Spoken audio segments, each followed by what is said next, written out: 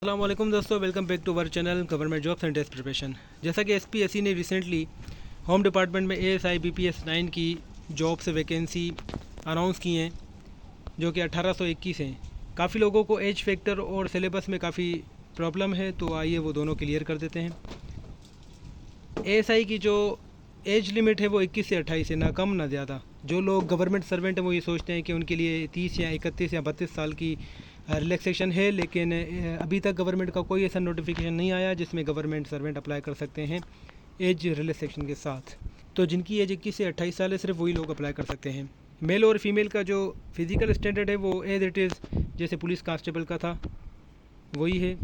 उसके बाद आ जाते हैं सीट्स पर। जो हैदराबाद रेंज की जो सीटें हैं वो 454 सीटें हैं, रूरल और अर्बन दोनों को मिला के। मीरपुर खास में अर्बन की कोई सीट नहीं है, तमाम सीटें रूरल की हैं और वो 100 सीटें हैं। शहीद बेनज़ीर आबाद यानी कि नवाबशाह की जो टोटल सीटें वो 60 हैं और इसमें अर्बन की कोई भी सीट नहीं है। सक्कर रेंज में रूरल और अर्बन दोनों की सीटें हैं, उनको मिला के 190 सीटें होती हैं। लाड़काना रेंज में भी अर्बन की कोई सीट नहीं है, तमाम सीटें रूरल की हैं और टोटल सीट 74 हैं।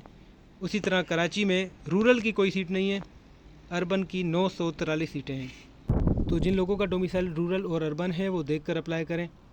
एसपीएससी ने अभी रिसेंटली एएसआई सीपेक का टेस्ट लिया था होम डिपार्टमेंट में, जिसका सिलेबस कुछ ये था कि इंग्लिश, जनरल ऐसे और ग्रामर इनको मिला के 30 मार्क्स का था। उर्दू और सिंधी का कोई भी ऐसे 20 मार्क्स का। उसके अलावा जो 50 मार्क्स का था वो जनरल नॉलेज के एमसीक्यूज़ थे, जिसमें general knowledge, current affair, simple arithmetic और पाकिस्तान स्टडीज़ वगैरह के थे। उसके बाद दूसरे सिलेबस पर आते हैं। दूसरा सिलेबस जो एसपीएससी ने एंटी करप्शन एएसआई का लिया था उसका सिलेबस कुछ यूँ था कि इंग्लिश का 40% थे और 60% जनरल नॉलेज, जिसमें Pakistan affairs, current affairs, everyday science वगैरह थी, ये तमाम चीज़ें थी। और अभी जो एसपीएससी होम डिपार्टमेंट का टेस्ट लेगी तो एक्सपेक्टेड है कि वो इसी सिलेबस के मुताबिक लेगी। मज़ीद एसपीएससी का जो भी सिलेबस आएगा वो हम आपको टाइम टू टाइम अपडेट करते रहेंगे।